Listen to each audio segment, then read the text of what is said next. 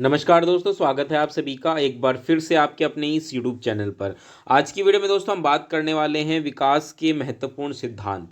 ये वीडियो बहुत ही महत्वपूर्ण है क्योंकि इस वीडियो में मैं आपको जितने भी विकास के सिद्धांत हैं जो कि फ्रिक्वेंटली हर एग्जाम में पूछे जाते हैं, कोई भी टीचिंग एग्जाम हो, CTET, DSSB, KVS, UPTET, REET, सब में, उन सभी में आपको कोई ना कोई ये सिद्धांत ज़रूर देखने को मिलेगा। और इसीलिए इस वीडियो को अगर आप देख लेते हैं तो जितने भी सिद्धांत हैं विकास से संबंधित वो इस एक वीडियो में कवर हो जाएंगे और आपके 2 नंबर कम से कम पक्के रहने वाले हैं। आप देख सकते हैं यहाँ पे ये महत्वपूर्ण जो सिद्धांत हैं, ये लगभग ये 10 हैं इनकी संख्या। इन सभी पर मैं इस एक वीडियो में बात करूंगा और इतना ही नहीं, मैं आपको इस लेक्चर की फ्री पीडीएफ भी अपने टेलीग्राम चैनल पर दे दूंगा, जिससे कि क्या है, आप बाद में भी चाहे तो इस लेक्चर को रिवाइज कर सकते हैं। बस आप टेलीग्राम चैनल ज्वाइन करके इस पीडीएफ को डाउनलोड कर लीजिएगा। तो चलिए वीडियो की शुरुआत करते हैं। सबसे पहला जो सिद्धांत हम पढ़ने जा रहे हैं विकास का, वो है निरंतरता का सिद्धांत। इंग्लिश में भी इसको आप जरूर वर्ड देख लीजिएगा क्या है एग्जैक्ट वर्ड, और हो सके तो याद कर लीजिएगा। निरंतरता का सिद्धांत यानी इंग्लिश में इसको कहा जाता है प्रिंसिपल ऑफ कंटिन्यूटी। अब इसका क्या अर्थ है? इसका अर्थ यह है कि जो विकास है वो जीवन पर्यंत निरंतर चलने वाली प्रक्रिया है। यानी बच्चा जब माँ के गर्भ में होता है, जब भ्रूण का निर्माण होता है, तब से ही लेकर के जब बच्चा बड़ा होता है, बुजुर्ग होता है और मृत्यु हो जाती है उसकी, तब तक जो है विकास चलता रहता है। इंग्लिश में इसके लिए जो वर्ड इस्तेमाल होता है अक्सर हम कहते हैं फ्रॉम वॉम्ब टू टॉम्ब। ठीक है, वॉम्ब तो हो गया माँ का गर्भ और टॉम्ब क्या होता है? कब्र। तो माँ के गर्भ से लेकर के कब्र तक का जो सफ़र होता है मनुष्य का, निरंतर एक चलने वाली प्रक्रिया है और इसी को हम कहते हैं निरंतरता का सिद्धांत। आप देखेंगे बहुत सारी ऐसी चीज़ें होती है जो मनुष्य सीखता रहता है। जैसे मनुष्य का सामाजिक विकास जीवन पर्यंत चलता है, उसका संवेगात्मक विकास जीवन पर्यंत चलता है, भाषा विकास जीवन पर्यंत चलता है। तो ये कुछ ऐसी चीज़ें हैं जो दिखाती हैं कि जो विकास है वो निरंतर चलने वाली प्रक्रिया है। चलिए आगे बढ़ते हैं। अगला जो महत्वपूर्ण सिद्धांत है वो है एक रूपता का सिद्धांत, यानी कि प्रिंसिपल ऑफ यूनिफॉर्मिटी। एक रूपता का मतलब एक समान, एक जैसा, कहीं भी हो एक जैसा रहेगा, एक रूप। जैसे स्कूल में आपने देखा होगा ना, यूनिफॉर्म्स होते हैं बच्चों के लिए। तो यूनिफॉर्म क्यों होते हैं बच्चों के लिए? क्योंकि वो एक जैसे दिखें। तो इसी प्रकार से जो विकास है वो एक रूप है, यानी कि यूनिफॉर्म है। इसका अर्थ क्या है? इसका अर्थ ये है कि विकास प्रत्येक बालक में सार्वभौमिक रूप से इस पूरे संसार में एक रूपता का पालन करता है। इस पूरे संसार में, चाहे वो अफ्रीका हो, चाहे अमेरिका हो, चाहे यूरोप हो, चाहे एशिया हो, कोई भी जगह हो, वहाँ पे जो मनुष्य है, जो बालक है, उसमें हमें एक रूपता देखने को मिलती है। कैसे? इसको समझिए। जो मनुष्य का विकास होता है वो विभिन्न अवस्थाओं से होकर के गुजरता है। जैसे कि शुरुआत में शैशवावस्था होती है 0 से 2 साल की, जिसमें कि वो बहुत सारी चीज़ें अपने सेंसरी ऑर्गन से सीखता है। फिर बाल्यावस्था में आता है, उसके बाद किशोरावस्था में आता है और उसके बाद वयस्कावस्था में आता है। तो ये जो अवस्थाएं हैं ये हर जगह एक जैसी हैं। ऐसा नहीं है कि अफ्रीका में रहने वाला बच्चा शैशवावस्था से सीधा किशोरावस्था में चला जाता हो, बाल्यावस्था में ना रहता हो। नहीं, ये जो हमें एक रूपता है ये हर जगह देखने को मिलती है और इसी को हम कहते हैं एक रूपता का सिद्धांत।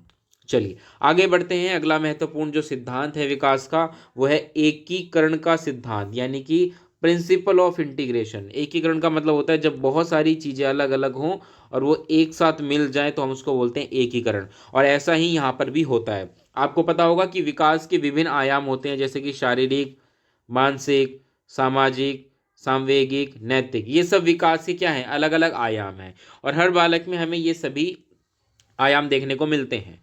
तो एकीकरण का सिद्धांत क्या कहता है कि बालक का जो विकास है वो जो अलग अलग आयाम है वो सब एक साथ मिलके काम करते हैं, एकीकृत रूप में बच्चे का विकास करते हैं। ऐसा नहीं है कि एक बालक में सिर्फ शारीरिक विकास ही होगा या सिर्फ सामाजिक विकास ही होगा। सारे विकास होंगे और सब एकीकृत रूप में एक साथ रहेंगे और बच्चे का व्यक्तित्व का निर्माण करेंगे।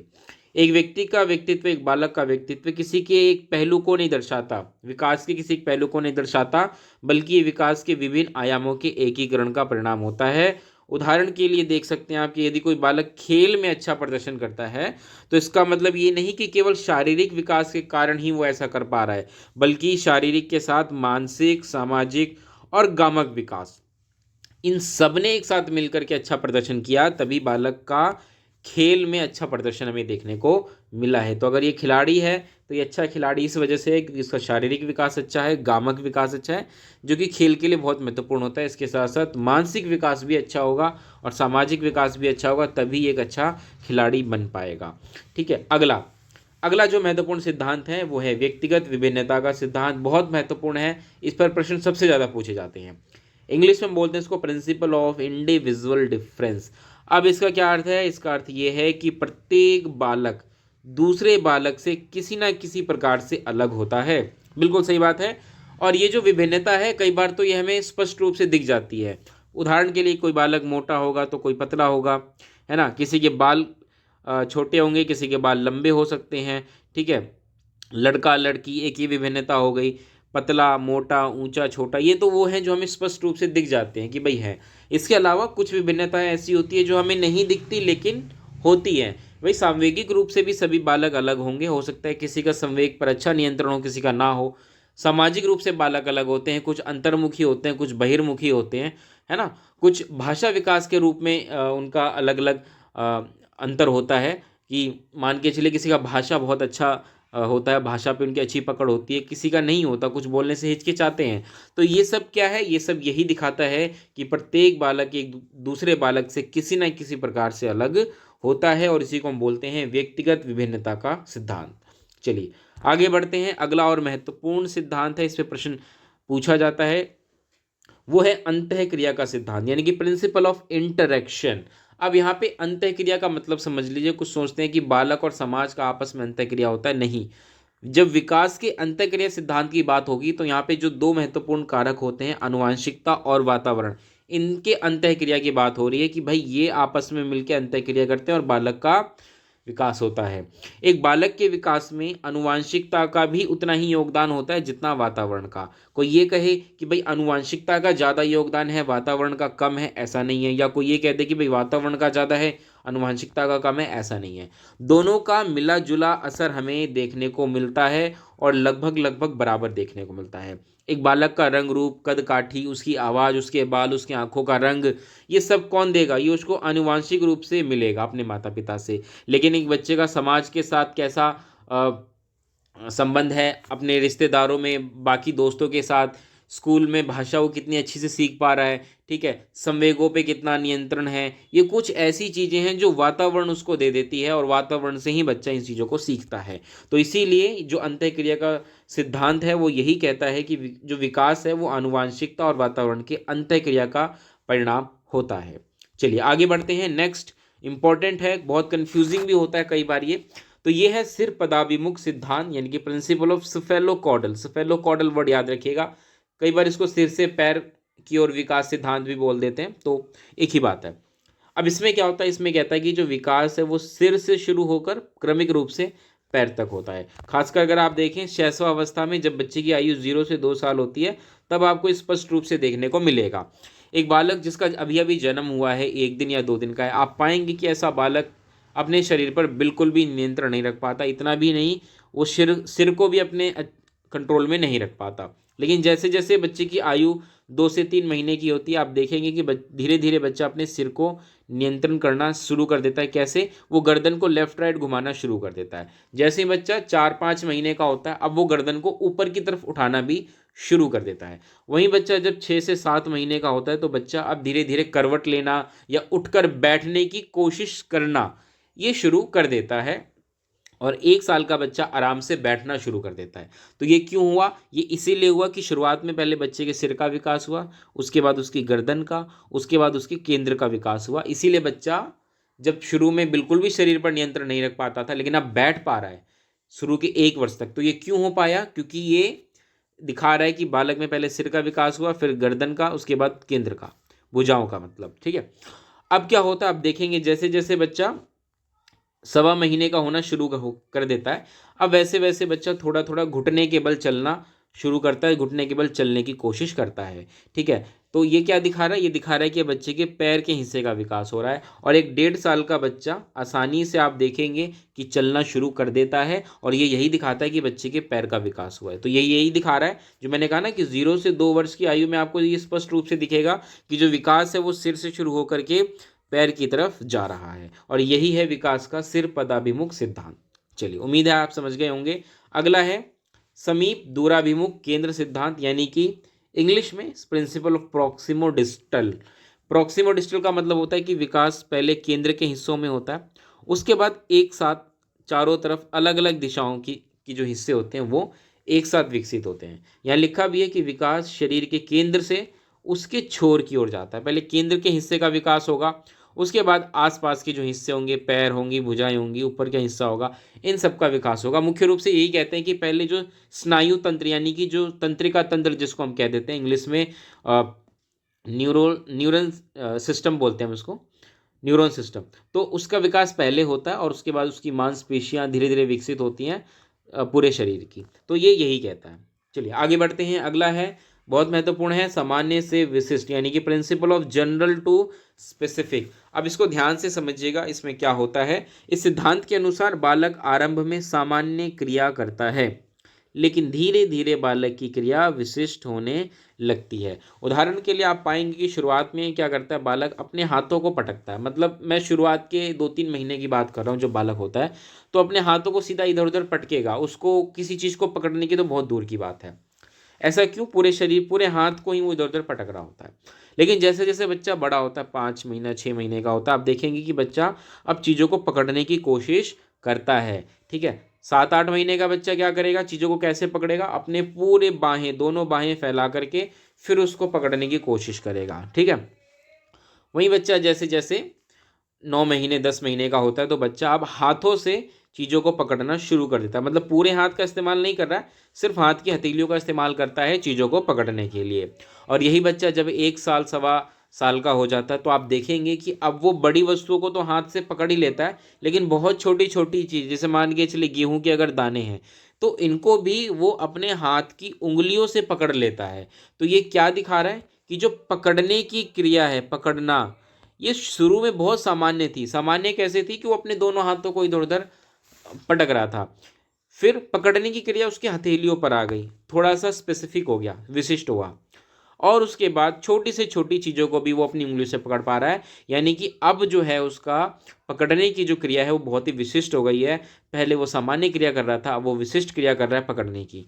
ठीक है, उम्मीद है आप इस सिद्धांत को समझ गए होंगे।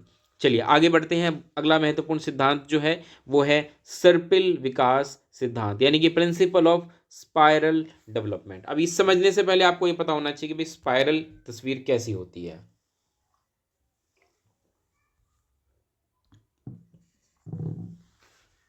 आप देख सकते हैं यहाँ पर ये जो तस्वीर आपको नजर आ रही है, ये जो शेप नजर आ रही है, ये कौन सी शेप है, ये है स्पाइरल, इसको हम बोलते हैं स्पाइरल। और इसमें एक चीज़ देखने को मिलेगी कि जो ये स्पाइरल शेप में जो ये लाइन है वो पहले आगे पीछे होते हुए ऊपर की तरफ जा रही है। ठीक है, ऐसा नहीं है कि वो एक ही जगह पर है, ऊपर की तरफ बढ़ रही है या आगे की तरफ बढ़ रही है, कुछ ऐसे आप कह सकते हैं। तो सर्पिल विकास में यही होता है कि बच्चे का विकास एक सीधी रेखा में ना होकर, मतलब सीधा ना होकर चक्रीय होता है। इसका मतलब क्या है, आगे पीछे होता है। बच्चा एक ही कौशल या ज्ञान को बार बार सीखता है, लेकिन हर बार अधिक गहराई और परिपक्वता के साथ सीखता है। इसको कुछ उदाहरण से समझने की कोशिश करते हैं, तब आपको समझ में आएगा। जैसे कि अगर हम बात करें भाषा, तो बच्चा भाषा कैसे सीखता है इसमें समझिए। पहले बच्चा शब्दों को बोलना सीखता है, शब्द के बाद वाक्यों को बोलना सीखता है। थोड़ा बड़ा होता है तो धीरे धीरे उसको व्याकरण का भी ज्ञान होने लगता है। अब वापस से बच्चा क्या है, फिर से शब्दों पर आता है। अब यहाँ पे बच्चा शब्द, क्योंकि बोलना तो पहले ही सीख गया, लेकिन अब जो है बच्चा शब्दों के अर्थ को और अच्छे से समझना शुरू करेगा। शब्द के अर्थ का विभिन्न संदर्भों में प्रयोग करना सीखेगा। उन शब्दों के आधार पे और अच्छे और जटिल वाक्य बनाना शुरू करेगा बच्चा। लंबी लंबी बातों को अपने वाक्यों के माध्यम से अपने विचारों को रखना सीख जाएगा, और उसके बाद उन्हीं पर और व्याकरणिक शुद्धि लाने की कोशिश करेगा। तो ये क्या दिखा रहा है, ये दिखा रहा है कि बच्चा भाषा तो सीख रहा है, लेकिन कैसे, स्पाइरल फॉर्म में। मतलब पहले शब्द वाक्य व्याकरण सीखा, वापस से शब्द वाक्य व्याकरण ही बोल रहा है, लेकिन पहले से और अधिक परिपक्व और अधिक गहराई के साथ। तो ये यही दिखाता है कि कैसे जो डेवलपमेंट है वो स्पाइरल होता है। इसके अलावा एक और उदाहरण लेते हैं शारीरिक विकास का। शारीरिक विकास में आप देखें तो जो अलग अलग अवस्थाएं होती हैं, जैसे शैशवावस्था, बाल्यावस्था, किशोरावस्था और प्रौढ़ावस्था, इनमें आप देखेंगे शैशवावस्था में जो बच्चे का विकास है वो तेज गति से होता है, शारीरिक विकास, ध्यान रखिएगा। वही शारीरिक विकास बाल्यावस्था में आके थोड़ा सा धीमा हो जाता है। मतलब होता तो है लेकिन उसकी गति बहुत धीमी होती है। अब धीमी क्यों हो जाती है? ऐसा इसलिए क्योंकि जो शारीरिक या गामक विकास बच्चे का शैशवावस्था में हो गया उसको और मजबूती और गहराई उसको प्रदान की जा सके। किशोरावस्था आते ही वापस से यही शारीरिक विकास फिर से तेज गति से हो जाता है और प्रौढ़ावस्था में फिर से जो शारीरिक विकास है वो धीमी गति से होकर के एक समय पर रुक जाता है। तो ऐसा क्यों? ऐसा इसीलिए ताकि जो विकास अभी तक हुआ है उसको और गहराई और मजबूती प्रदान की जा सके। और ये विकास यही दिखाता है कि जो विकास है वो सर्पिल है, यानी कि स्पाइरल फॉर्म में है। उम्मीद है आप समझ गए होंगे। चलिए आगे बढ़ते हैं और ये हमारा आखिरी जो महत्वपूर्ण सिद्धांत है, इसी के साथ हम ये 10वां सिद्धांत पढ़ने जा रहे हैं जो कि बहुत ही महत्वपूर्ण एग्जाम पॉइंट ऑफ व्यू से है।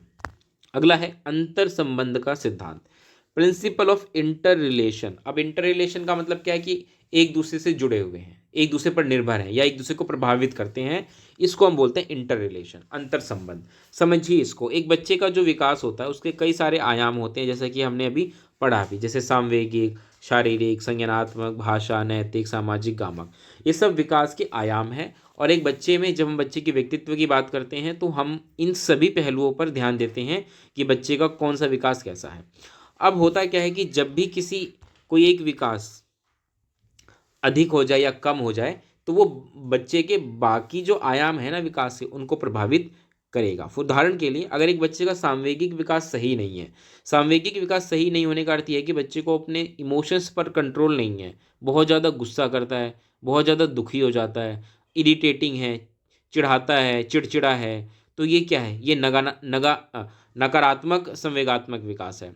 और इसकी वजह से आप देखेंगे कि ऐसे बच्चे का जो सामाजिक विकास है वो बहुत प्रभावित होता है, बाकी बच्चों के साथ वो ठीक से एडजस्ट नहीं कर पाता। और ऐसे बच्चे का फिर नैतिक विकास भी सही नहीं होता, उसको सही गलत की पहचान नहीं होती। जब उसका सामाजिक विकास अच्छा नहीं होता तो भाषा उसकी अपने आप प्रभावित होती है, वो बाकी लोगों के साथ ठीक से बोल नहीं पाता। और संज्ञानात्मक विकास, क्योंकि समाज की अंत्यक्रिया से ही संज्ञानात्मक विकास होता है, तो वो भी उसका कम पड़ जाता है। तो आपने यहाँ पे इस उदाहरण से क्या देखा कि एक विकास कोई बच्चे का प्रभावित हो जाए तो बाकी आयाम भी जो है वो प्रभावित होते हैं। क्यों?